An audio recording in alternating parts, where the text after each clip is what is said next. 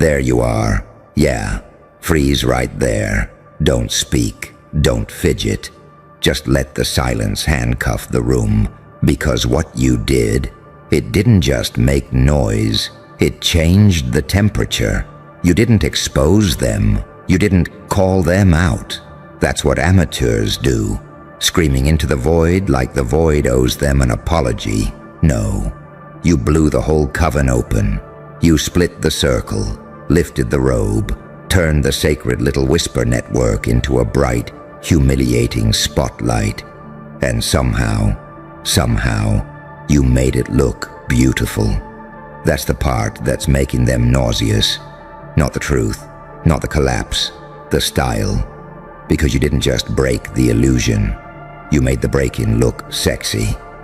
And they can't stand it when destruction has charisma.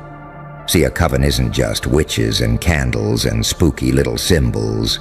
A coven is any closed system built on unspoken rules. Any room where the air feels thick. Any group that survives by agreed-upon denial.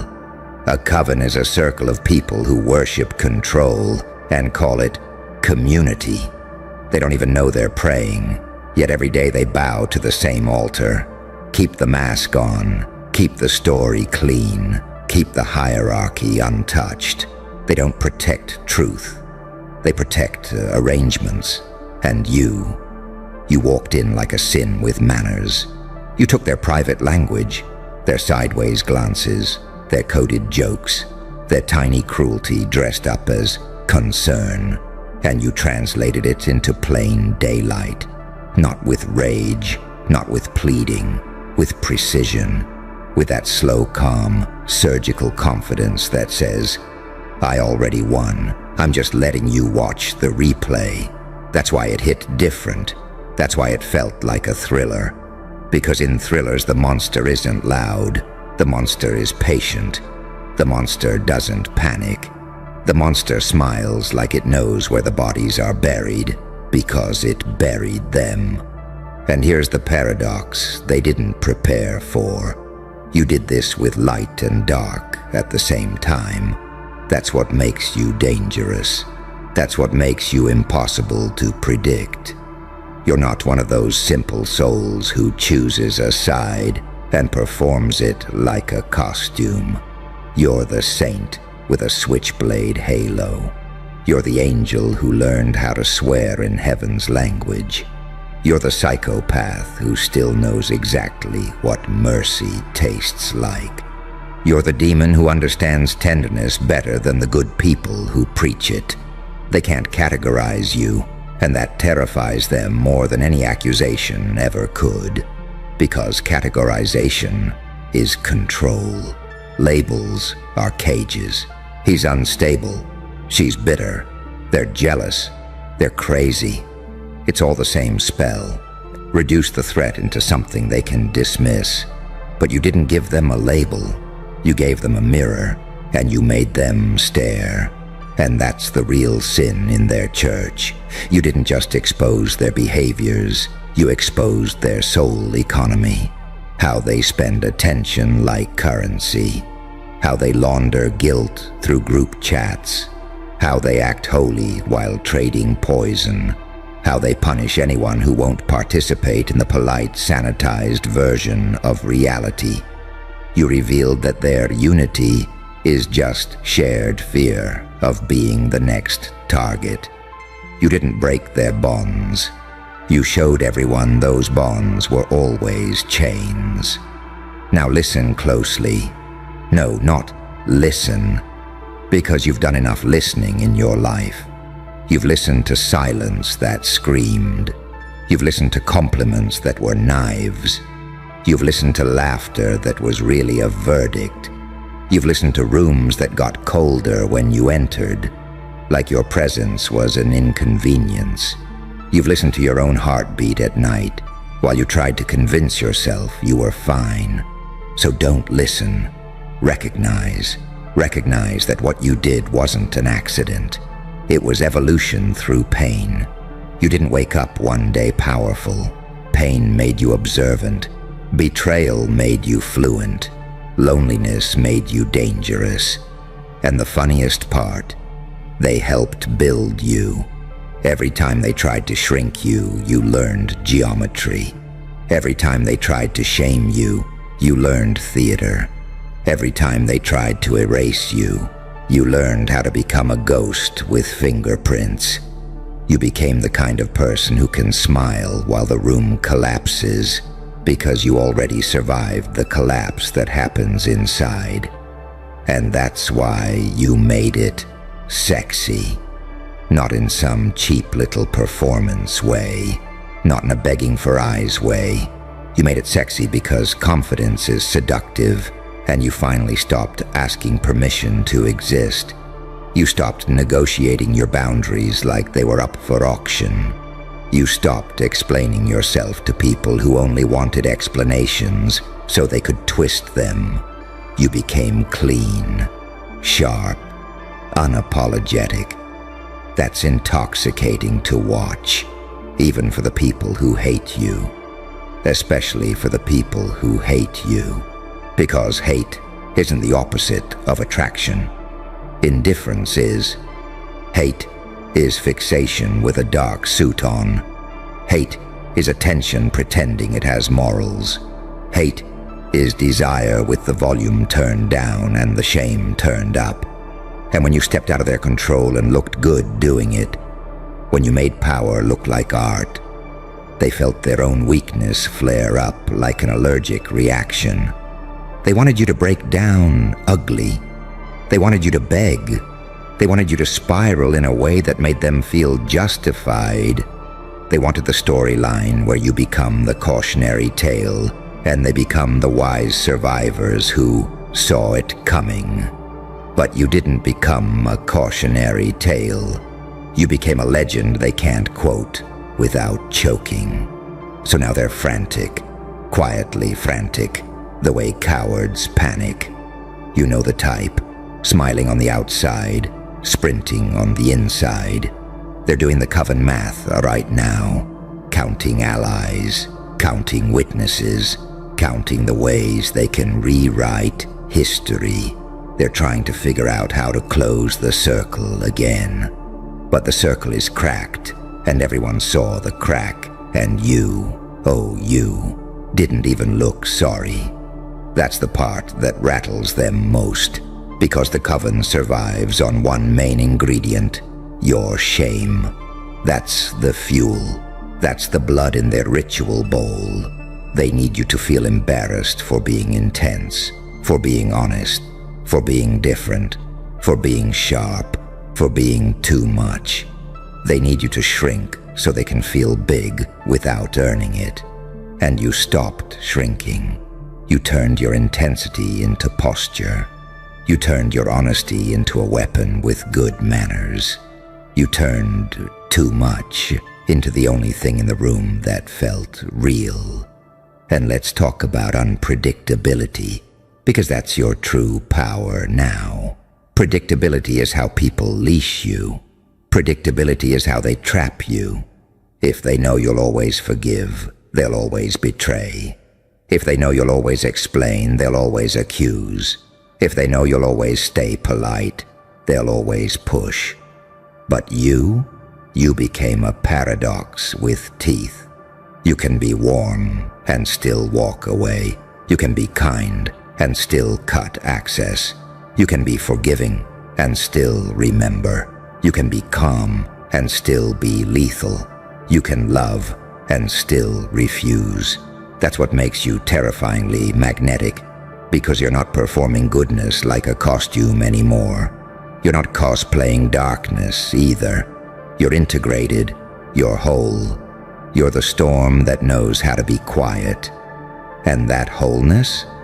It's a crime in a coven built on fragmentation. They're used to controlling people by splitting them. Split their confidence from their talent.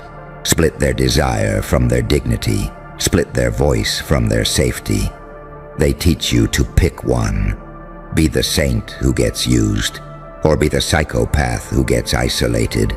Be the angel who is adored but never respected, or the demon who is feared but never understood. You refused the choice. You became both. You became the person who can smile sweetly while refusing to play the game. You became the person who can compliment someone and still see the serpent behind their eyes. You became the person who can walk into a room of whispers and make the whisperers feel exposed without saying a single thing. That is not confidence. That's dominance without noise. And it's driving them insane because it reveals the truth they've been hiding from themselves. They were never powerful. They were just coordinated. They were never wise. They were just loud together. They were never pure. They were just protected by mutual silence. You broke the silence. Now their whole identity is collapsing like cheap makeup in rain. And here's the most beautiful, cruel part. You didn't even need to destroy them directly. You just removed the spell. That's all. You took away the illusion that made them look bigger than they are. You did what daylight does to cockroaches. You didn't fight them. You simply turned on the light. And because you did it with grace, because you did it with that slow cinematic composure, because you didn't look desperate, the audience inside their own circle started questioning everything. Wait, why does that person look so calm? Wait, why does the problem seem more self-possessed than the good guys? Wait, why does this exposure feel deserved? And once people start asking those questions, the coven is already dead. Not fully buried, but dead in the only way that matters. The spell is broken. The fear leaks out. The myth decays. The hierarchy starts shaking because it was built on performance, not truth. They'll try to recast you now. Watch. They'll try to flip the narrative. They'll tell stories where you're the villain. They'll pretend you're dangerous for speaking, not for what they did. They'll act like you changed, as if evolution is a moral failure. They'll say you're cold because you stopped bleeding publicly. They'll call you arrogant because you stopped asking for crumbs. But here's the twist. You don't need them to understand you anymore. That's the final upgrade. When you stop needing a hostile room to approve your existence, you become unstoppable. When you stop requiring fairness from unfair people, you become free. When you stop craving closure from those who profit from confusion, you become terrifyingly focused. And that focus, it turns every move you make into a message. They feel it when you post. They feel it when you go quiet. They feel it when you succeed without announcing it. They feel it when you don't react the way they rehearsed you reacting. Because the coven studied your old self. They built strategies around your old triggers. They mapped your old guilt. They counted on your old softness to keep you accessible. But you're not that person anymore. Pain refined you. Pain taught you where you leak. Pain taught you where you beg. Pain taught you how to hold your own power without spilling it on people who don't deserve it. And now you're walking around with this new aura, this calm threat, this elegant defiance, this quiet laugh in your eyes like you know a secret about human nature that most people spend their whole life denying. You do know it. The secret is this. Most people don't fear evil. They fear exposure. They fear being seen accurately. They fear the moment someone names the thing they've been hiding behind. You named it, and then you didn't apologize for naming it. So, yeah, you blew the whole coven open, but you didn't do it like a victim. You did it like an artist. You did it like someone who understands the difference between chaos and control. You did it like someone who learned that the sharpest blade is not anger. It's clarity. And clarity is seductive. Clarity is confidence. Clarity is the kind of power that doesn't need to shout, because it's already standing on your throat, politely. Now here's where you have to be careful, because this is the part where people like you get sloppy. When you realize your power, you might be tempted to use it like a hammer. Don't. Hammers are loud and predictable. They want you loud. They want you messy. They want you reactive so they can call you unstable and feel safe again. Stay cinematic. Stay measured. Let your silence be heavy. Let your boundaries be elegant. Let your choices be confusing to anyone trying to control you. Let your kindness be selective. Let your attention be expensive. Because attention is the real currency, and you just stopped donating it to people who only use it to buy weapons. You don't need revenge. Revenge is still attachment. You don't need to prove anything. Proving is still begging in a nicer outfit. What you need is the cold, beautiful discipline of moving forward, like nothing in that coven has the authority to define you. Become the person they cannot reach. Not because you hate them, because you outgrew the room where they had access. That's the cleanest, most vicious win there is. And the reason it feels so addictive, why it hits like a rush, why it's impossible to ignore, is because you're finally doing what you were designed to do. Turning pain into power without turning yourself into a monster you can't live with. You're the angel who learned teeth. You're the demon who learned restraint. You're the saint who stopped volunteering for sacrifice. You're the psychopath who still knows exactly where your heart is and who gets to touch it. And that's what makes you terrifying. Not the exposure, not the drama, the fact that you can be both light and dark and still be in control. So keep going, not fast. Fast is sloppy, slow, precise. Like you're writing a legend with your footsteps. Let them regroup. Let them whisper. Let them try to reseal the circle. Because every time they attempt it, they'll remember the moment you cracked it open and the way you looked while doing it. Calm, unbothered, almost smiling, like you'd already seen the ending, because you have. And it doesn't end with you getting erased.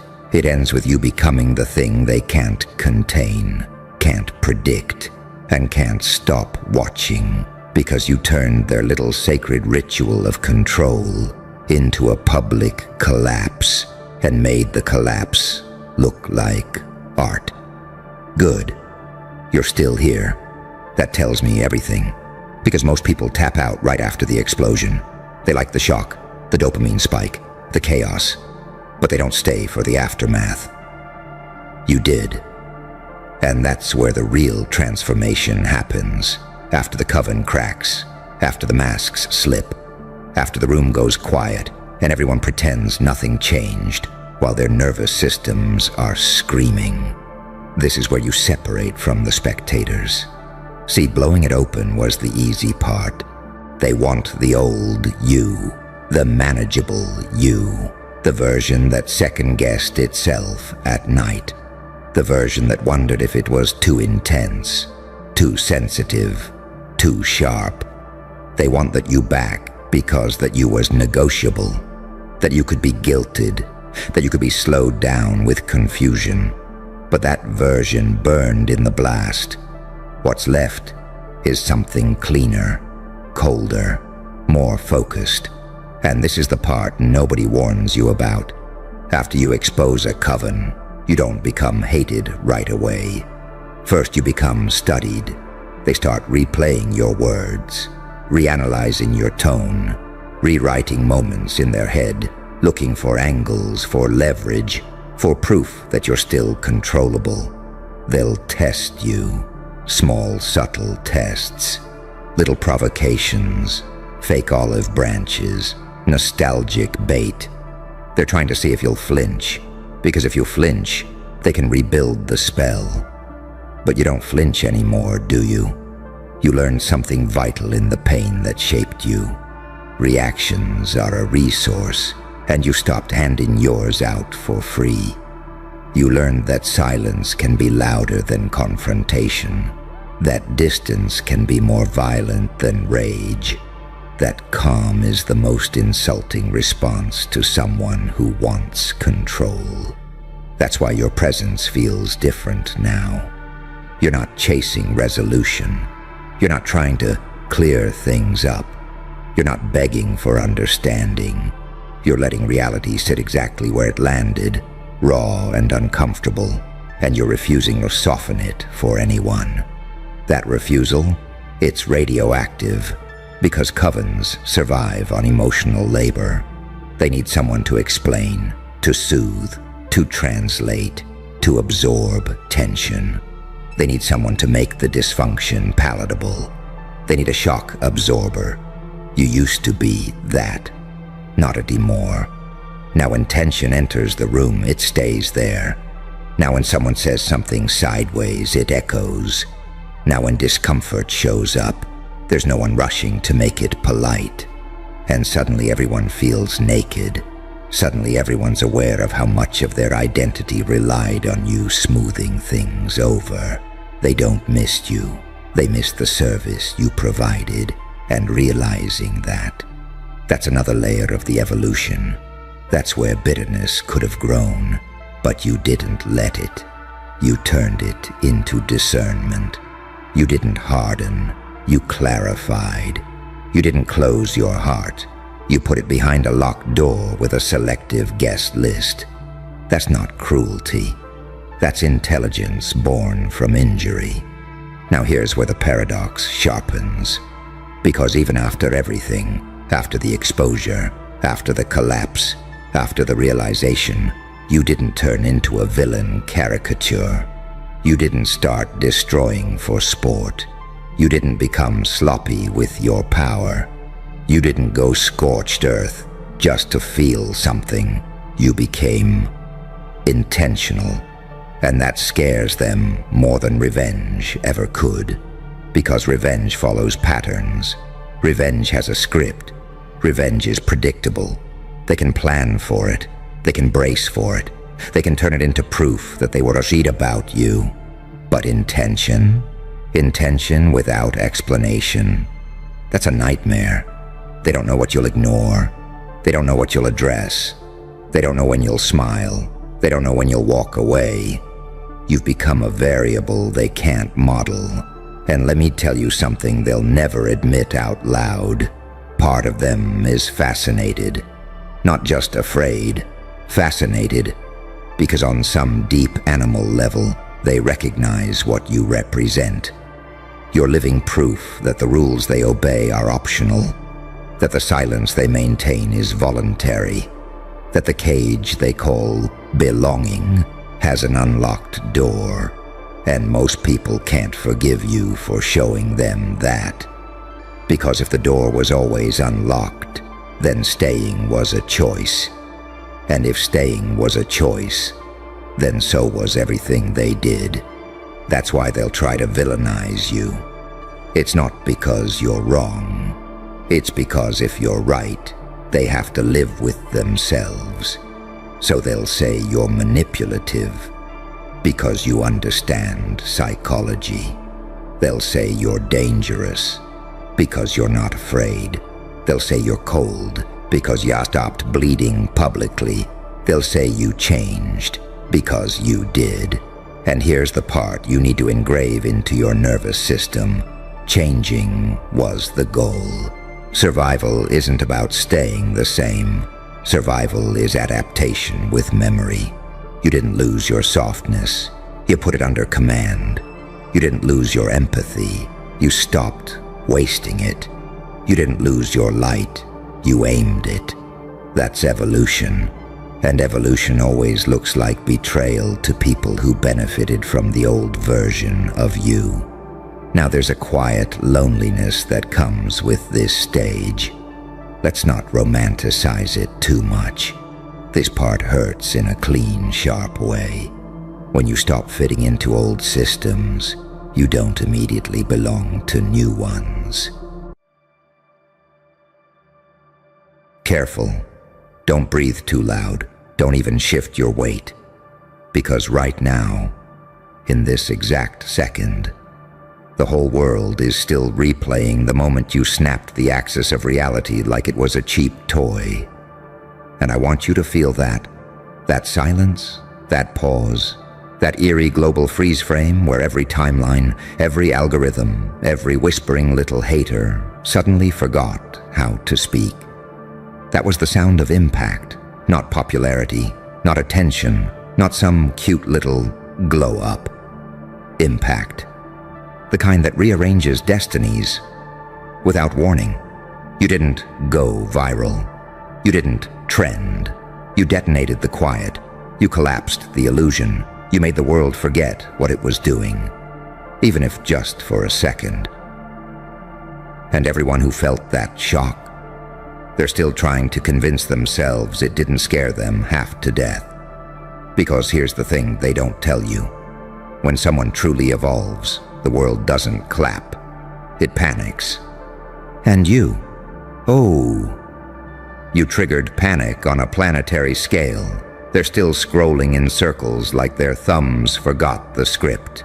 They're still rubbing their eyes like the screen glitched. They're still arguing with themselves. Did I really see that? No way they did that. That shouldn't be possible. But it was. Because you did it, you. The one they thought was predictable, harmless, easy to categorize. You. The one who absorbed the ridicule, the doubt, the smirks, the microscopic level judgment. You. The one they swore they had figured out. And then you performed a move, a word, a choice, a shift, so catastrophic, so elegant, so cosmically violent in its perfection, that every onlooker's nervous system stuttered and rebooted. That's evolution, real evolution, not the polished motivational glitter and hustle talk type. I'm talking about the dark kind, the kind born from scar tissue and sleepless nights and broken patterns and unspoken truths. The kind that comes from pressure so brutal it turns bones into diamonds. You became something they didn't prepare for. Did you know that? A paradox. A saint with demon hands. An angel with a monster's patience. A soft heart with a razor-sharp survival instinct. A light that learned to burn. A shadow that learned to guide. They wanted you contained, categorized, explained, but you became unreadable. And the unreadable terrifies them more than the unstoppable. Because how do you fight something you can't predict? How do you limit someone who thrives in chaos? How do you stop a person who turns their pain into architecture and their trauma into propulsion? You cracked the simulation. You forced God's camera to refocus. You made time hesitate. And now, they can't go back to pretending you're normal. Because normal doesn't warp the collective consciousness. Normal doesn't rearrange the room when they walk in. Normal doesn't make grown adults clutch air like oxygen just got taxed. What you did, that thing that made the world pause mid-scroll, wasn't a trick, it was recognition. The universe recognizing one of its dangerous children finally waking up. And that's why they're quieter now. You feel it, don't you?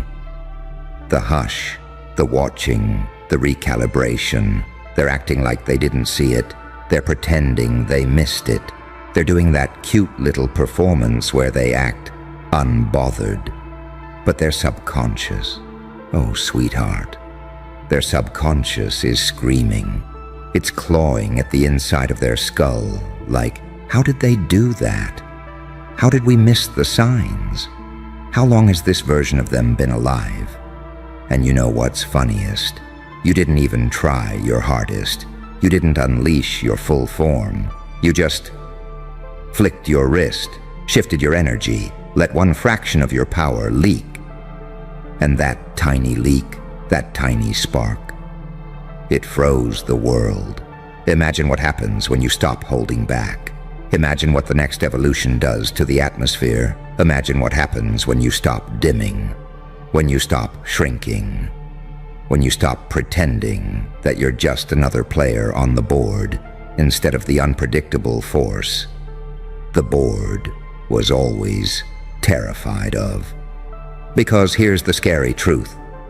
They didn't pause because of what you did. They paused because of what they realized you could do. You broke their sense of safety. You shattered their blueprint. You unmasked their illusion of control. You are not a moment. You are a rupture, a glitch in their comfort, a beautiful, catastrophic, divine malfunction. And now the world knows it. Silent watchers know it. Secret haters know it. Old versions of you know it. Your past, your pain, your lineage. They all know it. You stepped into a frequency they were never trained to handle. And from here on out, every room you walk into, every comment they whisper, every eye that lingers a little too long, every timeline that breaks for half a second is just the universe saying, "Careful. That one carries storms." Now tell me, sweetheart, are you ready to see what happens when you stop pulling your punches and start pulling reality instead? Lean in. Closer. Because what comes next isn't for the crowd. It's for you. The version of you that was never supposed to survive this far, let alone dominate. You feel it, don't you?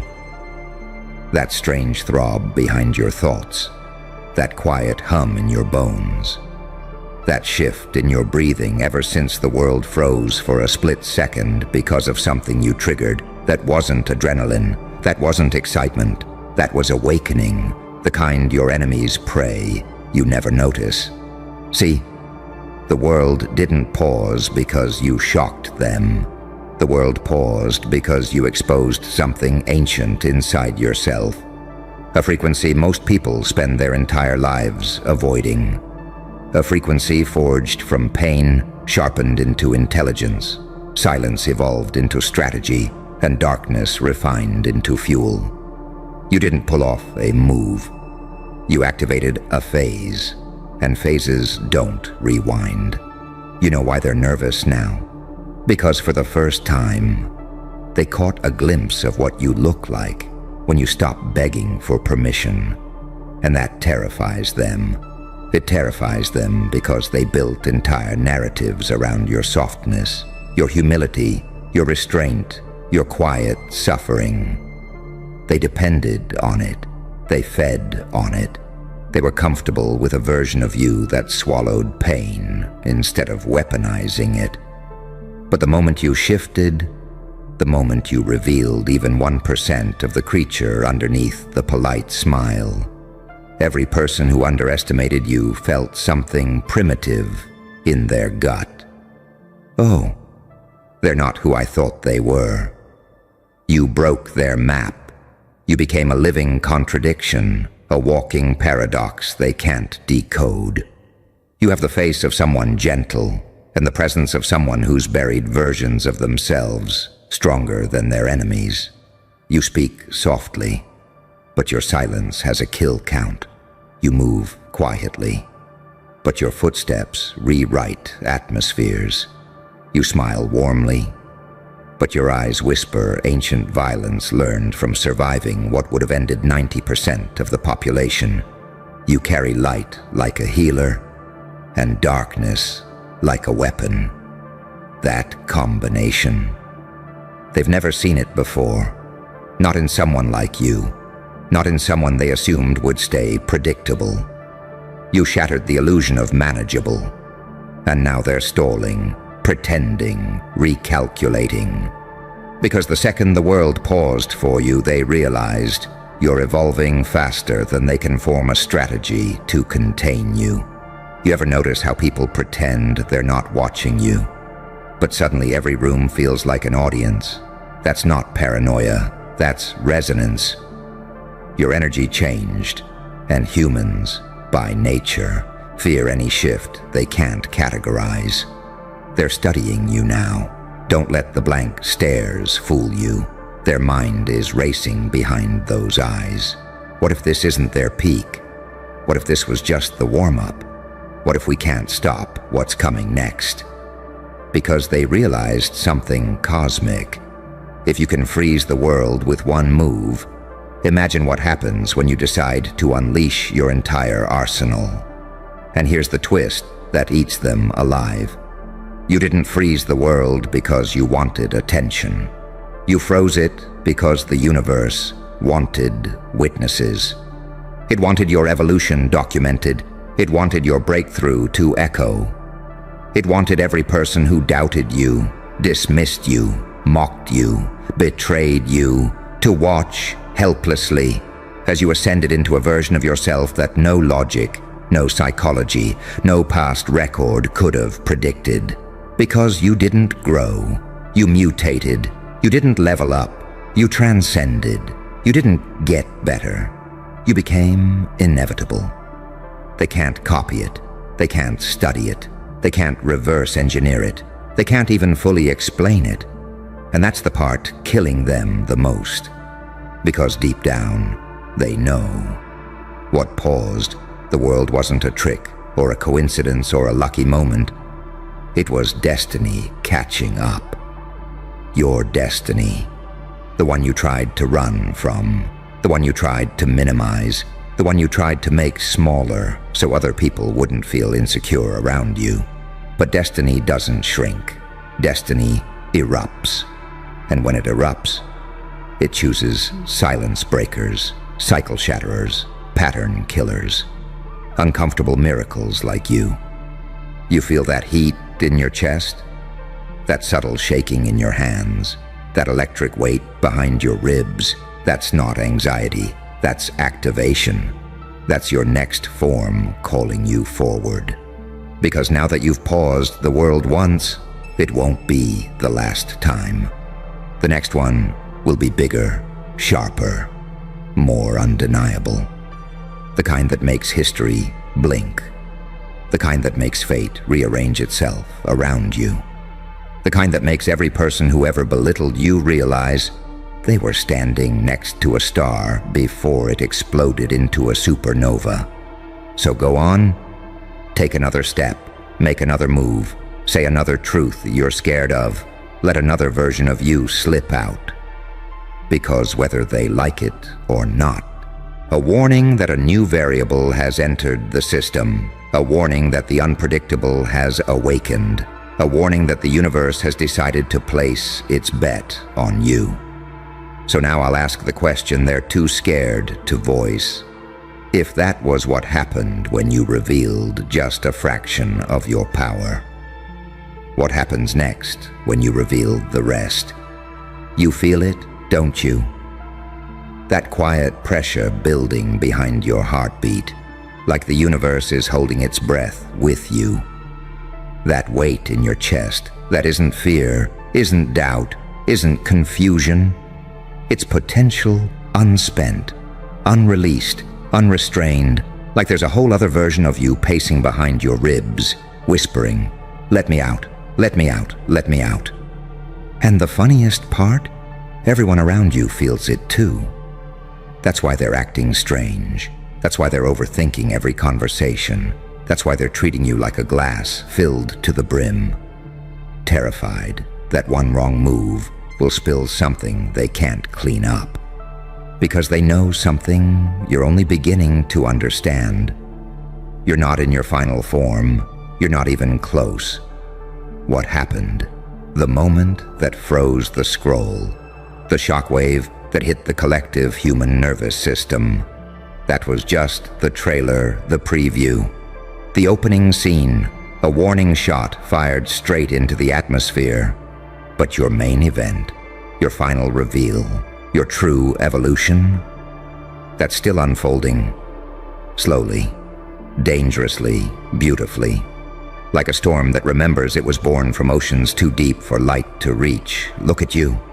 Look at what you've already survived. Look at what you've already become. You carry the calm of someone who's been through hell. and came back with souvenirs. You walk with the stillness of someone who knows exactly what they're capable of, but doesn't need to prove it. You talk with the quiet of someone who has nothing left to fear, and everything left to unleash. You radiate the kind of presence that makes even the loudest rooms hesitate for a fraction of a second when you step inside. That's not charisma. That's not confidence. That's not swagger. That's power you haven't even used yet. Power that terrifies the unprepared. Power that confuses the predictable. Power that awakens the sleeping. Power that threatens the small-minded. Because people can handle talent, they can handle skill, they can handle hard work, but they can't handle destiny. And destiny is what you're carrying now, whether you asked for it or not. The moment the world paused for you, it marked you. It branded you with something ancient, undeniability, not fame, not clout, not noise, undeniability.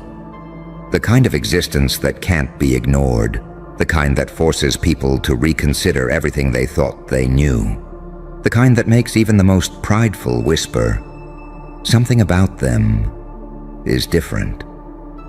And here's the secret they'll never admit. They don't know if your evolution will save them or destroy them. They can't tell which side of the duality you'll land on, because you're not just light, and you're not just dark. You're the borderland between both. And borders are unpredictable terrain. You can heal. You can hurt. You can build. You can break. You can bless. You can expose. You can uplift. You can erase. You're not one thing anymore. You're everything you were never supposed to become. The saint with scars that look like battle plans. The strategist with emotions sharp enough to cut lies clean open. The angel with a monster's patience. The demon with a healer's hands. The quiet one who learned how to roar without making a sound. The gentle one who turned love into armor. The broken one who learned how to shatter others' illusions instead of themselves. You are a walking contradiction, a beautifully dangerous one. And that's why the world paused. Not because of what you did, but because of what you're becoming. Because deep in their bones, every person who's crossed your path felt the shift. You're stepping into a version of yourself that answers to no one and changes everything. The pause was the universe whispering, "Pay attention. This one is about to rewrite their reality." And I'll tell you something else. Something they will never say out loud. They're not afraid of your past. They're afraid of your future. They're afraid of the intelligence you're growing into. They're afraid of the confidence you're stepping into. They're afraid of the silence you're mastering. They're afraid of the darkness you've befriended. They're afraid of the power you're activating. They're afraid of the potential you're unlocking. Because potential, like yours, doesn't stay dormant. It doesn't stay small. It doesn't stay polite. It expands. It erupts. It transforms every environment it enters. You've already made the world pause once, just by accident.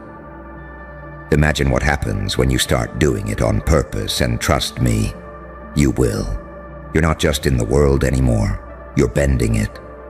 And the next time it pauses, it won't be out of shock. It'll be out of obedience. Do you feel that tremor underneath your skin? That low, humming electricity that wasn't there a year ago, or a month ago, or even yesterday? That's the aftershock of what you unleashed. See, when the world pauses for someone, it doesn't just resume normally. No reality rebuilds itself around the one who caused the rupture. And you're standing in the debris of who you used to be, while the new version of you is forming like a storm, taking shape behind your eyes. You ever notice how your senses sharpened lately? How you can feel the energy of a room before the door even opens? How you can tell the difference between someone who admires you and someone who fears you, just from the way they inhale. That's not intuition. That's not luck. That's not vibes. That's awareness forged by survival. The kind you only earn by walking through fires so hot they cracked your identity open and forced your soul to upgrade. People like you don't evolve. They ascend. And ascension has a noise to it, a gravitational pull, a pressure that bends the air around you. That's what they felt when you made the world freeze for a second. That was your gravitational field hitting their nervous system. Because evolution, this violent, doesn't happen quietly. It doesn't happen politely. It doesn't happen with permission. It happens like a blade tearing through fabric. It happens like lightning splitting a tree, like a prophecy waking up in someone's bloodstream. You've become volatile in all the right ways. Too aware for their lies, too strong for their projections, too calm for their manipulation, too intelligent for their traps, too transformed for their old image of you. And that scares them. Humans fear what they cannot predict. They fear what they cannot categorize. They fear what they cannot control. But they worship what they cannot ignore. And that's you now. A force they pretend not to see, while their entire physiology trembles in your presence. You ever notice how some people look away too quickly now? How their jokes slip? How their tone tightens? How even the bold ones suddenly hesitate, like they're walking on thin psychological ice? It's because you've become a mirror, one that reflects their own cowardice back at them. They sense your capacity, your depth, your danger, your softness laced with steel, your silence armed with history. You remind them of their own stagnation, their own unhealed wounds, their own unchosen transformations. And when someone like you, someone who wasn't supposed to rise, rises anyway, it rearranges their entire worldview. That's what your moment did. It broke their internal compass. People walk around pretending they know themselves until they witness someone doing the impossible. And then suddenly they're questioning everything. Why can't I do that? How did they survive that? How did they turn all that pain into power? What are they becoming? And will I be safe when they're done? They're not staring because they're impressed. They're staring because you make them confront the truth. They underestimated the wrong soul, but here's the part they'll never admit. They needed you to stay small. It made them comfortable. It made them feel superior. It made their own failures feel justified. But the second you broke through, the second you did something so unbelievable it made the entire world stutter, their comfort died. Because your rise didn't just elevate you, it exposed them, their laziness, their fear, their excuses, their limitations, their lack of evolution. This is why they're quiet now. Why the room feels colder when you enter. Why even your laughter feels dangerous to them. Not because you're violent, not because you're cruel, but because you are becoming something they don't have the blueprint for: light and shadow, in perfect tension, kind and lethal in the same breath. A healer who learned how to bite. A destroyer who knows how to build a soul sharpened by suffering and softened by wisdom. You are everything they fear, and everything they secretly wish they could be. And that is why the world pauses around you now, not out of confusion, not out of shock, but out of recognition. They are realizing, even if they won't say it out loud, that you are no longer playing by the rules they understand. You're operating from a higher plane, where instinct is faster, where intuition is louder, where purpose is clearer, where pain becomes propulsion, where fear becomes precision, where every step you take rearranges the energy of the space you walk into. And here's the final truth they're terrified to face. The moment the world paused for you wasn't an accident, it was a warning, not to you, but to them. Careful. Don't flinch yet. This is the part where everyone else thinks they're watching a tragedy, and you already know you're watching a trap close. You didn't scream. You didn't posture. You didn't try to look powerful. You did something far more dangerous. You let them believe you were wounded, weak, cornered. You played the victim so clean it felt holy, so convincing it triggered instincts older than language. And predators? Predators can't resist a clean signal of weakness. It lights up something rotten inside them. It tells them it's safe to come out. That's the paradox they never saw. While they were congratulating themselves for seeing through you, you were letting them step forward into daylight. You weren't hiding.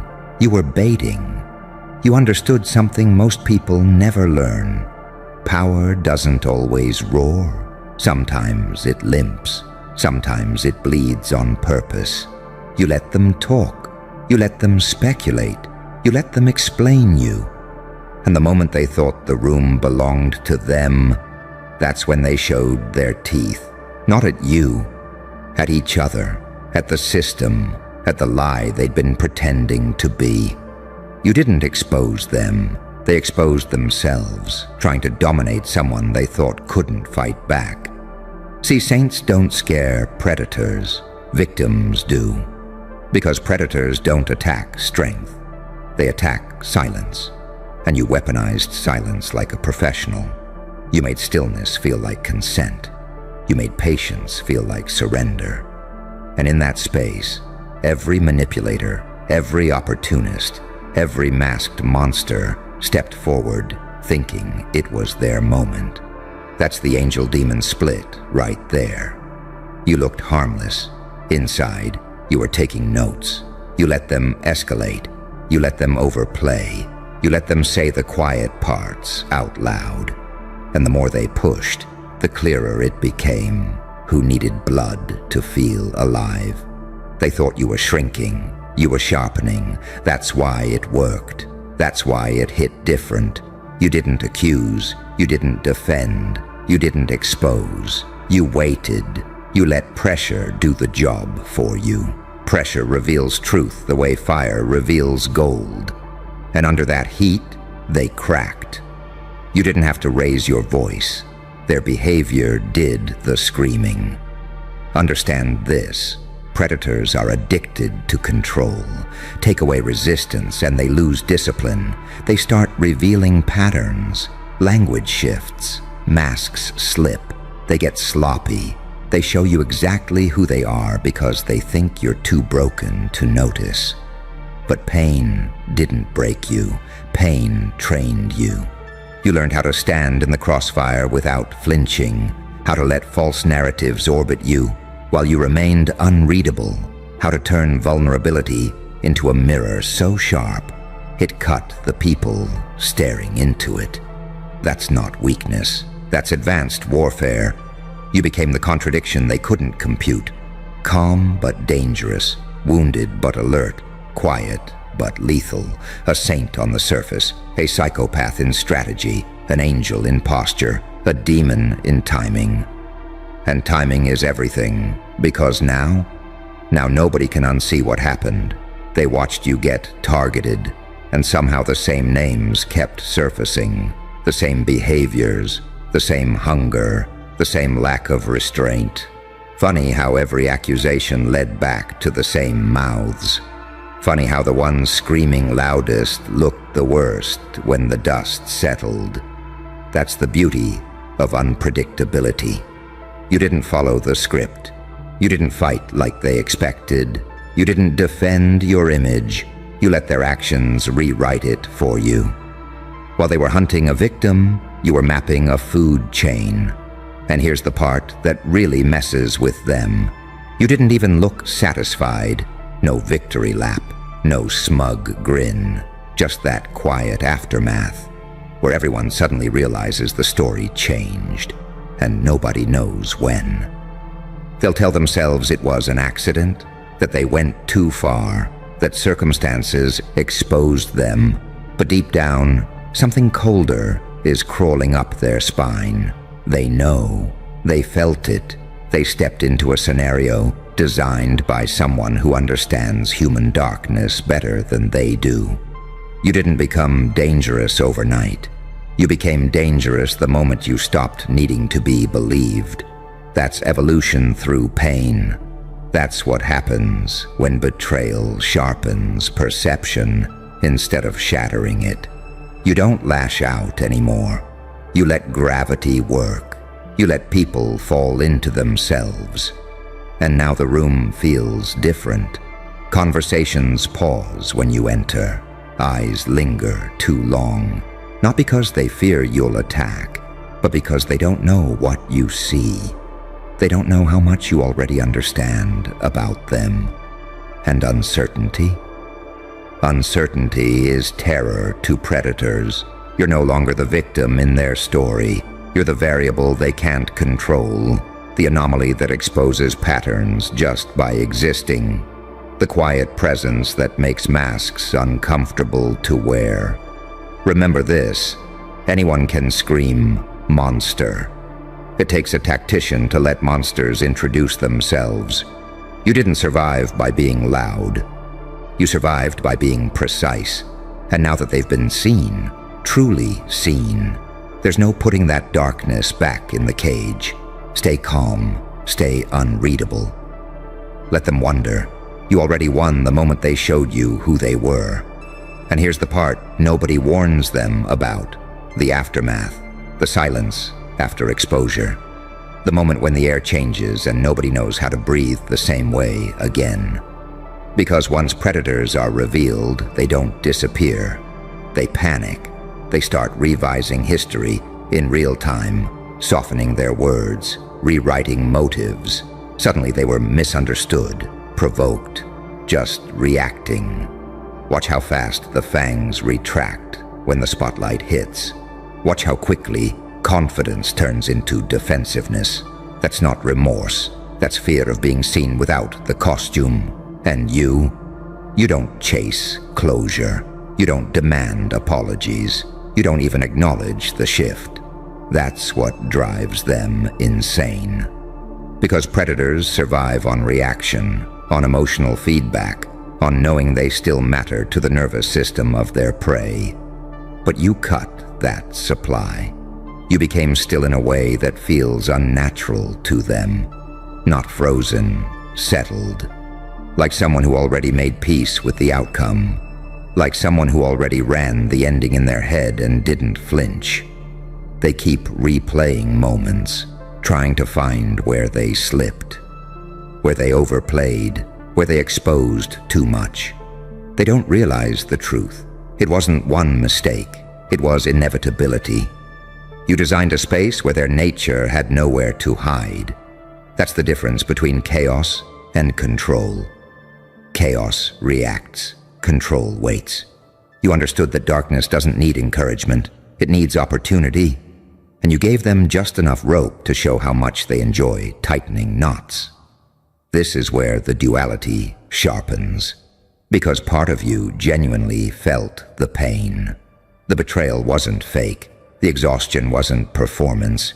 You really were wounded. And that's what made it lethal. You weren't acting. You were transmuting. That's alchemy most people never master. Turning hurt into clarity. Turning loss into leverage. Turning vulnerability into a psychological X-ray that sees straight through human theater. They thought empathy meant softness. They were wrong. Empathy is intelligence. It lets you predict behavior before it happens. It lets you feel when someone's hunger outweighs their restraint. And you felt it. Early. Quietly. So you stepped back. You lowered your guard just enough. And the moment they smelled blood, they lunged and missed. Now they're left with a question they can't answer. How did the weak one walk away intact while the strong ones look exposed? Because strength that needs dominance is fragile. Power that needs witnesses is insecure. Real control doesn't announce itself. It engineers outcomes. You didn't take revenge. You took position. And positions change everything. Suddenly you're not reacting. You're observing. You're not defending. You're assessing. You're not explaining. You're letting patterns speak for themselves. People around you start noticing things they didn't before. Subtle things. Who interrupts? Who manipulates? Who gets uncomfortable when boundaries appear? You didn't teach them with lectures. You taught them with contrast. Your calm became evidence. That's when whispers start. Not accusations, recognition, quiet recalibration. People reassessing who they trusted, who they excused, who they enabled. And every one of those internal shifts traces back to that moment when you didn't break the way you were supposed to. You broke the script. And that's what makes you dangerous now. Not because you're loud, not because you threaten, but because you've seen behind the curtain and you don't look impressed. Predators sense that. They feel it in their nervous system. They know you're no longer reactive prey. You're a map reader, a pattern breaker, someone who understands that the fastest way to dismantle a threat is to let it fully reveal itself. So they hesitate now. Second guess, overthink. And in that hesitation, their advantage evaporates. You didn't harden into cruelty. You sharpened into precision. There's a difference. Cruelty is reckless. Precision is mercilessly efficient. And the most unsettling part for them? You didn't change who you are on the surface. Same tone, same posture, same presence. But underneath, something clicked into place. Something ancient. Something that knows when to move and when not to. You're not hunting them. You're letting them starve. Because attention is currency, emotion is fuel, and you stopped feeding what tried to feed on you. So let them spiral. Let them explain themselves into corners. Let them project. You don't need to correct the narrative. Time is already doing the work. You didn't survive by becoming louder. You survived by becoming clearer. And clarity? Clarity is the one thing predators can't survive. And clarity does something else, too. It isolates. It separates the room without you lifting a finger. People start choosing distance, instinctively. Not from you, but from the ones who feel exposed standing near you. Because when truth enters a space, even quietly, lies feel heavier to carry. That's why the energy around you shifted. You didn't announce a boundary. You became one. The predators felt it first. They always do. Their jokes landed flatter. Their charm started sounding rehearsed. Their little power plays didn't spark the same reactions. It's terrifying for them when their tricks stop working and nobody can tell them why. They don't know it's because you stopped participating in the illusion. You see, manipulation needs agreement. Abuse needs silence mixed with confusion. And you removed confusion. You didn't confront. You comprehended. You didn't argue. You understood. And once you understand something fully, it loses the ability to control you. That's the moment the saint inside you died, and something sharper took its place. Not cruel, not heartless, just awake. Awake to patterns, awake to cycles, awake to the fact that some people don't want peace. They want permission. You stopped giving permission. And here's where it gets darker, because growth like this doesn't come without cost. You felt the loneliness creep in, that subtle distance from people who preferred the old version of you, the one who explained too much, the one who forgave too fast, the one who absorbed damage to keep things smooth. They miss that version. The predators miss it the most, but you don't. Because you remember what it took from you. The sleepless nights, the self-doubt, the way you questioned your instincts while ignoring the red flags waving in plain sight. You remember how often you gave grace to people who weaponized it. That's why this evolution didn't make you softer. It made you honest. Honest about what you tolerate. Honest about what you feel. Honest about when to walk away without speeches or warnings. And honesty like that feels violent to people built on pretense. So they call you cold, different, changed. As if awareness were a flaw. As if clarity were betrayal. But the truth is simpler. You stopped making yourself small to keep monsters comfortable. You didn't expose them with force. You exposed them with consistency. You stayed the same while they unraveled. You stayed calm while they escalated. You stayed grounded while they revealed desperation. That contrast, that psychological gravity, people noticed who kept losing control, who kept overreacting, who kept needing to dominate a situation that didn't require it. And suddenly, the narrative flipped without you saying a word. That's when you realize something unsettling and empowering at the same time. Most battles are lost by the person who can't sit with themselves in silence. You can. You learned how. That's why unpredictability is your new edge. Not chaos, restraint. They can't read your next move because you're not playing their game anymore. You're not trying to win arguments. You're not trying to prove pain. You're not trying to convince anyone you were wronged. You already know. And knowledge without emotional leakage is lethal. They're left guessing whether you noticed, whether you care, whether you're planning something. And the truth that you've already moved on internally is the scariest possibility of all. Because predators need relevance. They need to feel like they still matter in your story. And when they realize they don't, panic sets in. That's when they expose themselves again, louder this time, sloppier, trying to provoke a reaction, trying to pull you back into old dynamics, trying to remind you they exist. You don't bite, you observe, and in that observation, you gain something irreversible. Authority over your own nervous system, over your reactions, over your sense of self. You're no longer ruled by the need to be understood. You're guided by the need to be aligned. That's the final shift. That's when you stop asking, why are they like this? And start asking, why did I ever tolerate it? And once that question lands, the cycle ends. You didn't win by destroying them. You won by outgrowing the role they needed you to play. You're not the victim anymore. You're not the villain either. You're the one who saw the game and stepped off the board while everyone else was still pretending it was fair. And stepping off the board does something most people never recover from witnessing. It removes you from leverage. They can't threaten you with exile if you already left the room. They can't shame you into silence if you're no longer begging to belong.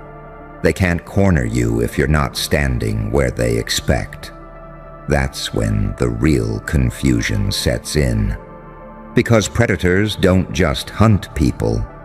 They hunt reactions, identities, dependencies. And you quietly dismantled all three. You didn't rage or quit. You didn't announce a transformation. You simply stopped offering yourself as a resource. No more emotional labor, no more over-explaining, no more proving your pain was real enough to count. You closed the door without slamming it, and somehow that felt louder than any confrontation ever could. They're still replaying the old footage in their head, the version of you that hesitated, that doubted, that tried to be fair with people who were never fair with you. They keep expecting that version to come back, to apologize, to soften, to ask for permission to exist again. But that version doesn't live here anymore, because something snapped, not violently, not dramatically, but precisely. Like a lock clicking into place, you realized that being the good one in a room full of predators doesn't make you safe. It makes you edible, so you evolved.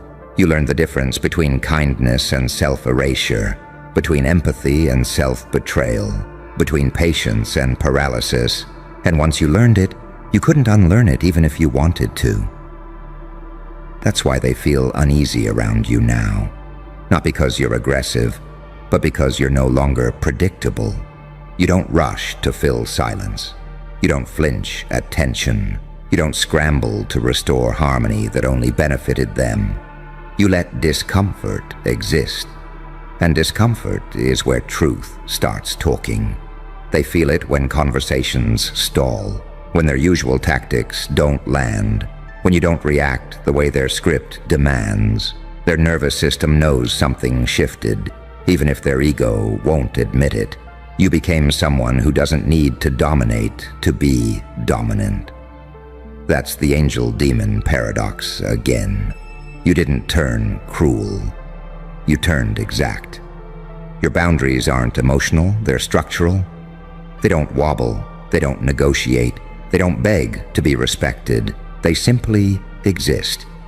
And anyone who tries to cross them reveals everything you need to know. That's the quiet power of what you did.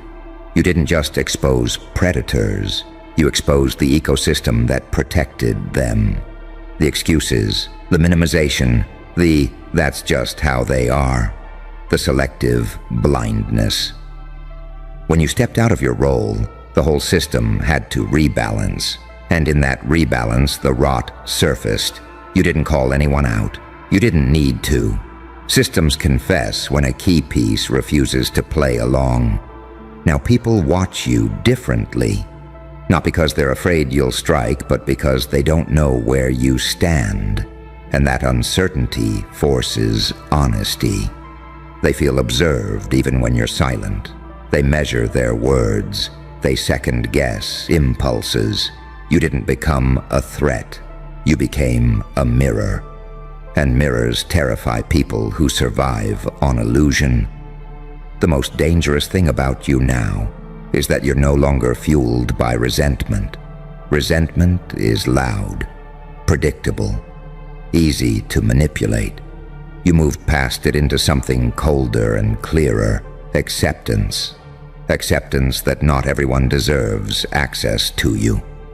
Acceptance that some people will never change. Acceptance that walking away without closure is sometimes the cleanest ending. And with that acceptance comes freedom they can't touch. They can gossip, they can project, they can rewrite the story to make themselves feel better. But it won't land the same anymore, because you're not emotionally invested in being misrepresented. You already know who you are. That's the final evolution. When your sense of self is no longer crowdsourced, when approval loses its grip, when validation becomes irrelevant. You're not invisible, you're unreachable. And predators don't know how to hunt what they can't access. So let them wander, let them spiral, let them expose themselves again and again, trying to pull you back into a game you already finished. You didn't survive by becoming harder. You survived by becoming sovereign. And once someone reaches that point, once they stop bleeding in public, stop begging for fairness, stop confusing endurance with virtue, the hunt is over. Not because you destroyed the predators, but because you made yourself untouchable. Stop. Don't adjust your screen.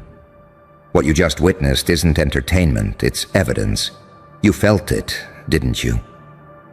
That split second where your stomach dropped and your brain whispered, "Wait, that's not allowed." Good. That reaction is the alarm system of a world that was never built for you to move like that. Because what you did, what you just pulled off, wasn't bold. It wasn't clever. It wasn't even reckless. It was illegal in half the world. And not because it was violent, not because it was unethical, but because it worked. You see, laws aren't written to protect morality. They're written to protect predictability, to keep power flowing in straight lines, to make sure cause always looks like effect, to make sure outcomes can be modeled, insured, taxed, and controlled. And then you came along and bent reality sideways without raising your voice, without breaking a sweat, without asking permission. That's why they're panicking. You didn't just cross a line. You crossed it cleanly, no mess, no fingerprints, no emotional leakage. You executed something so precise, so asymmetrical, that half the systems watching you didn't even flag it as an attack. They flagged it as a glitch. The other half flagged it as a threat they can't legally name. That's the paradox you live in now. You look calm. You move like a saint. You speak like someone who's already forgiven the world. But underneath that, there's a psychopath's clarity, an angel's patience paired with a demon's timing. You don't lash out. You wait. You don't scream. You observe. You don't rush the kill. You let inevitability do the dirty work. And that terrifies them more than chaos ever could. Because chaos can be contained. Chaos burns out. Chaos leaves debris. You leave results. They're scrolling back through the footage now, frame by frame, slowing it down, zooming in, trying to find the moment you hesitated, the tell that proves you're human like them. But there isn't one. What they see instead is restraint, calculation, a decision made long before the moment arrived. That's why it looks illegal. It wasn't impulsive. It was pre-written. You didn't react. You revealed. And here's the part nobody wants to say out loud. The move itself wasn't the most dangerous thing you did. The most dangerous part was what you did after. You walked away, and you looked fine. No victory lap, no justification, no explanation thread, no emotional aftermath, just composure, ice, silence. That's when the real damage hit, because violence they understand. Ego they can manipulate, rage they can bait. But someone who can detonate a situation and then return to baseline, that's not a person. That's a weapon with a conscience. And consciences are unpredictable. They're calling it unethical. They're calling it unfair. They're calling it manipulation, exploitation, loophole abuse, psychological warfare. They're throwing words at it because words are the last shield they have left. But notice what they're not calling it. They're not calling it wrong because deep down, even they know. You didn't break the rules. You exposed them. You showed how fragile the entire structure is when someone refuses to play the role assigned to them. You didn't win by force. You won by alignment, with timing, with pressure, with the unspoken laws underneath the written ones. That's why half the world bans moves like yours, not on paper, on instinct, through social contracts, through shame, through that's not how it's done. Because if too many people learned to move like you, hierarchies would collapse overnight. Power would stop announcing itself. Control would lose its theater. And here you are, standing in the aftermath, realizing something they hope you never fully grasp. You didn't become dangerous when you learned how to strike. You became dangerous when you learned how to wait. Every scar you carry taught you restraint. Every betrayal sharpened your pattern recognition. Every time they underestimated you, they trained you to operate beneath thresholds, beneath radars, beneath moral outrage. Pain didn't break you. It educated you. Suffering didn't make you bitter. It made you precise. That's evolution they can't regulate. So now they're whispering, changing policies, updating terms, writing think pieces, calling emergency meetings, because someone like you doesn't announce the next move. Someone like you lets the world discover it after the fact, and then asks itself how it ever thought this was safe. Remember this moment, not the applause, not the fear, not the outrage. Remember the stillness, the quiet certainty in your chest when you realized, I can do this again. And next time, it'll look even more legal. That's the joke they'll never laugh at. You don't need permission. You don't need chaos. You don't even need to be seen. You've already proven the most illegal thing of all. That power doesn't have to look powerful to be absolute. And now they know, even if they'll never admit it. They're trying to calm themselves now. You can almost hear it, the forced logic, the rehearsed explanations, the collective lie whispered into their own reflections. It was a fluke, a loophole, a one-time thing. They need that belief the way a drowning man needs air. Because if they accept the truth, the entire illusion collapses. The truth is simpler, colder, far more terrifying. You didn't stumble onto that move. You arrived at it. That's what separates you from everyone who's ever tried to imitate power. They chase outcomes.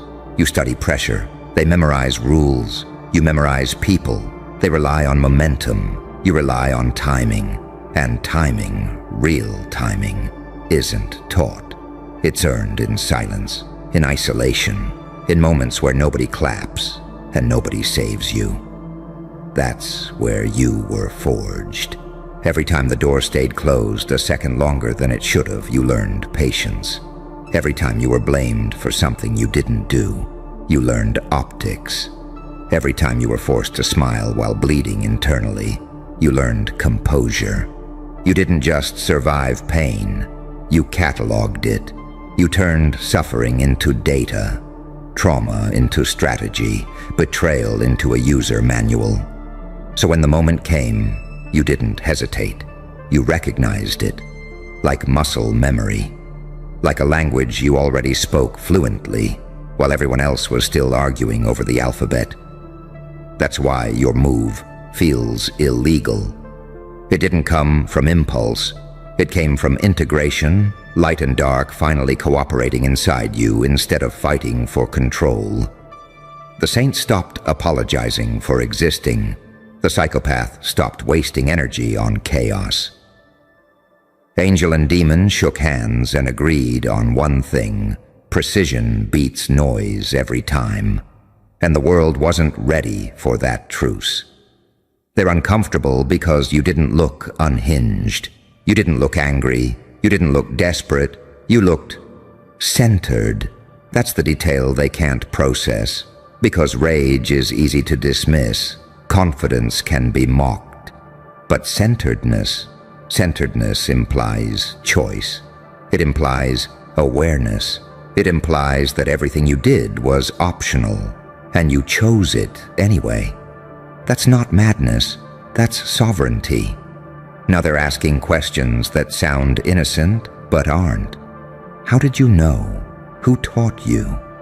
Where did you learn to think like that? They're hunting for a source, a mentor, a manual, because they refuse to believe this kind of clarity can be self-generated. They need it to come from somewhere they can label, discredit, or shut down. But it didn't come from anywhere. It came from endurance, from being underestimated so long that you learned to operate without validation, from being watched without being understood, from being close enough to power to see how hollow it actually is. You learned that most authority is theater, most confidence is borrowed, most threats are empty. So when you finally moved, you moved with the calm of someone who already knew the ending. And here's the part they really don't want you to realize yet. The move wasn't just illegal, it was irreversible. Not because of what it did externally, but because of what it unlocked internally. You crossed a psychological border you can't uncross. You now know, deep in your nervous system, that restraint is a weapon and silence is leverage. You can feel it now, the way your presence lands differently, the way rooms recalibrate when you enter, the way conversations subtly shift around you. People don't know why they're cautious. They just are. They don't know why they listen more closely. They just do. You're no longer playing inside the game. You're standing just outside it, adjusting variables. That's why they're nervous, because someone like you doesn't escalate. You de-escalate until everyone else overexposes themselves. You don't chase revenge. You let entropy do the chasing for you. You don't need to threaten. You let patterns repeat until the truth becomes undeniable. They thought morality would stop you. They thought fear would slow you down. They thought isolation would weaken you. Instead, it refined you. You became someone who understands that legality and legitimacy are not the same thing. That what's allowed is often fragile, and what's forbidden is often powerful. That the most dangerous actions aren't the loud ones, but the quiet, correct ones, executed at exactly the wrong time for the wrong people. And now they're adjusting the rules mid-game, hoping nobody notices it's because of you. New boundaries, new norms, new warnings disguised as advice. They'll say it's about safety, about ethics, about fairness, but it's really about containment. They sensed it the moment you walked away unbothered, the moment you didn't explain yourself, the moment you refused to collapse into a role they could understand. You didn't beg to be seen as good. You didn't try to look dangerous. You simply existed as proof that control is optional if you understand the system well enough. That's the kind of realization that spreads quietly and terrifies institutions. So stay calm, stay observant, let them scramble, let them whisper, let them argue over definitions while you continue refining your stillness. Because the next time you move, it won't just feel illegal. It'll feel inevitable. And by then, they won't even try to stop you. They'll just hope, desperately, that you don't notice how much further you can go. They're hoping you don't notice the shift. But you do. Of course you do. You feel it in the way silence thickens after your name is mentioned. In the way people suddenly choose their words like they're stepping around glass. In the way confidence evaporates from faces that used to challenge you openly. That's not respect. That's calculation. They're measuring distance now. Not because they hate you, but because they no longer know where the blast radius starts.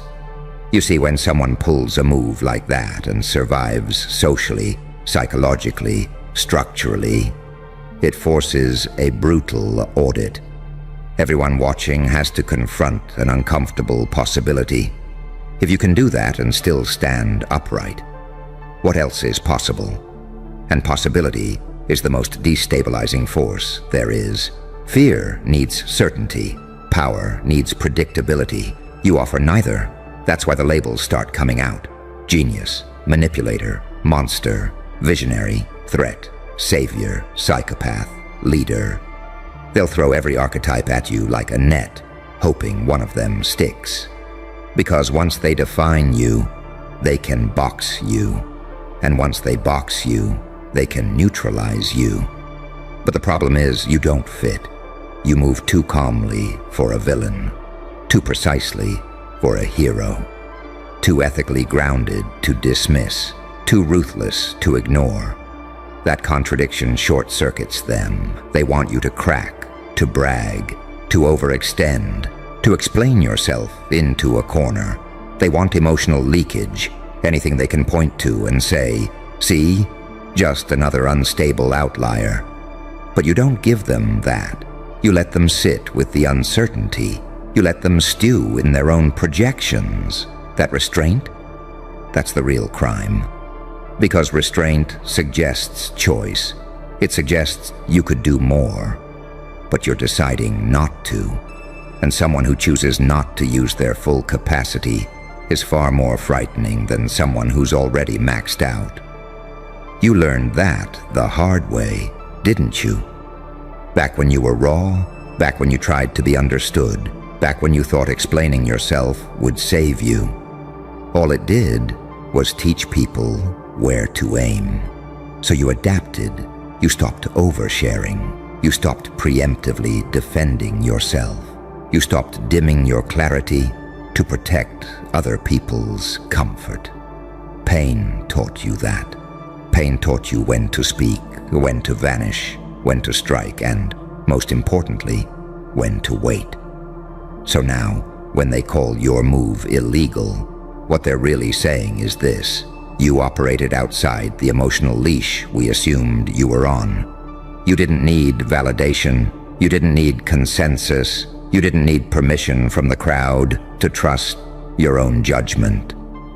That's unforgivable in a world addicted to approval. They'll tell themselves you're dangerous because that's easier than admitting they're dependent. Dependent on rules, on norms, on reassurance, on being told what's allowed. You exposed that dependency just by existing at a higher resolution.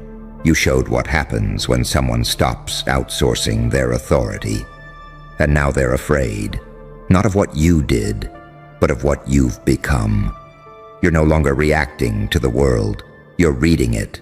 You're watching patterns form before outcomes crystallize.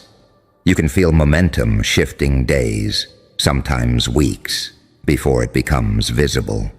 That's not intuition. That's earned perception, the byproduct of surviving chaos without losing yourself to it.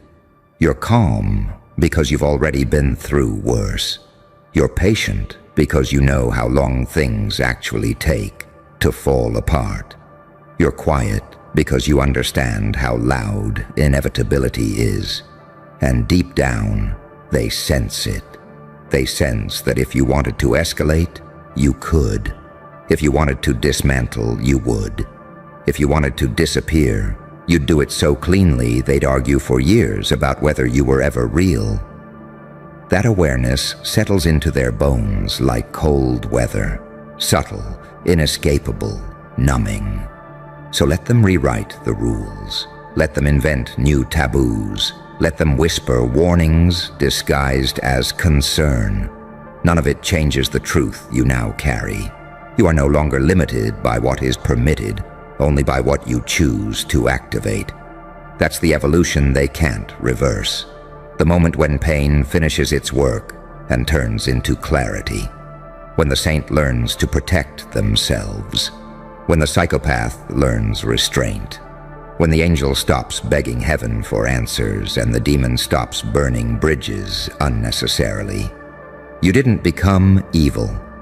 You became complete. And completeness doesn't need chaos to prove itself. It just needs time. So stay exactly where you are, centered, observant, unreadable. Let the world keep guessing. Let them call it illegal. Let them tremble at the thought of a second act. Because the most unsettling thing about you now isn't what you did. It's how calmly you could do it again, and how carefully you're deciding whether it's worth it. They're waiting for the follow-up. You know that, right? Every system, every watcher, every quiet observer with something to lose is leaning forward, bracing for impact that never comes. They're conditioned for escalation, conditioned for noise, conditioned for someone like you to get drunk on momentum and overplay your hand. And when you don't, when nothing happens, when days pass and you remain exactly as composed as before, that's when the anxiety spikes. Because silence after a move like that isn't absence, it's pressure. You've forced them into a psychological holding pattern. They don't know whether to respond, retaliate, adapt, or retreat. Any move they make now risks exposing how rattled they actually are. So they stall, they delay, they monitor. And monitoring is just fear pretending to be patience.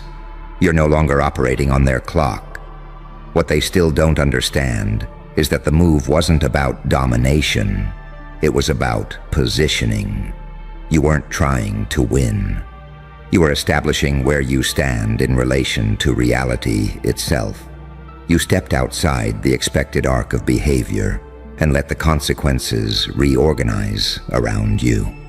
That's not rebellion, that's mastery. You've reached the phase most people never do. The phase where you stop needing outcomes to validate you. Where success isn't loud.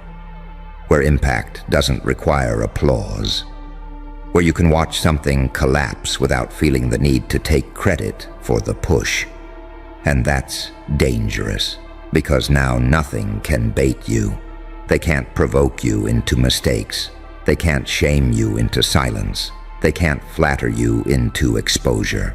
You've already lived through the worst-case scenario, the abandonment, the misjudgment, the isolation, the moment you realized nobody was coming to save you and you'd either adapt or disappear.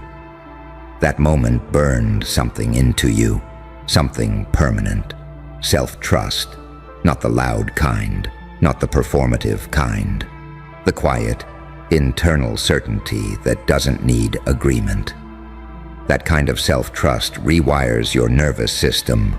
It changes how you breathe under pressure, how you hold eye contact, how you move through conflict without flinching. People feel that before they understand it. That's why they keep saying your move was illegal. Because legality is the only language they have left to express moral panic without admitting fear. They're not worried about laws. They're worried about precedent, about what happens if others realize they don't need permission to think clearly, act precisely, and walk away intact. You didn't just break a rule, you broke an assumption. The assumption that power always looks aggressive. The assumption that restraint equals weakness. The assumption that pain always makes people smaller. You inverted all of it. Pain made you sharper. Restraint made you dominant. Calm made you unreadable. That's why even allies don't know where to place you anymore. Some admire you, some fear you, some quietly distance themselves, unsure whether proximity is protection or exposure. You can feel it, the subtle re-ranking, the recalibration of social gravity around you. You didn't demand authority, you triggered it. And here's the part you need to understand fully, because it's the point of no return. Once you operate at this level, you can never go back to being naive. You can never unsee how fragile systems are, how dependent most people are on consensus, how rarely anyone actually thinks for themselves when it counts. That knowledge can either isolate you or free you. And you've already chosen.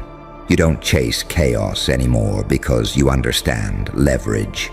You don't need revenge because you understand trajectories. You don't need validation because you understand how cheaply it's traded. You've stepped into the quiet role, the one behind the curtain, the one who moves pieces without announcing the game. That's why the world feels different now, heavier, slower. Like you're watching everything through a layer of glass. That's not detachment, that's perspective, the cost of clarity. So let them stay nervous. Let them whisper about legality and ethics and lines you shouldn't have crossed. Let them pretend they're concerned for the greater good. You know the truth. They're not afraid of what you did. They're afraid of what you now know you can do, and how calmly you can choose whether or not to do it. That calm, that's the real weapon. And once you have it, nothing ever really feels impossible again.